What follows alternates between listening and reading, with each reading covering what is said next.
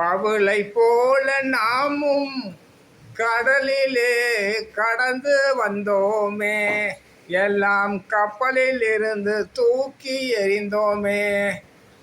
கர்த்தர் உயிர் சேதமின்றி வருட கடைசியிலே கொண்டாந்து விட்டாரே, நம்மை கொண்டாந்து விட்டாரே.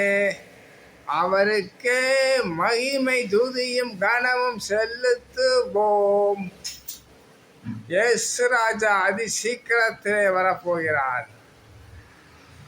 எத்தனையோ வியாதிகள், எத்தனையோ துன்பங்கள், எத்தனையோ விபத்துக்கள், எத்தனையோ பில்லி சூனியங்கள், வன்கண்கள், பொறாமைகள் எல்லாவற்றிலும் இருந்து ஏசப்பா நம்மை பாதுகாத்தாரே, பாதுகாத்தாரே.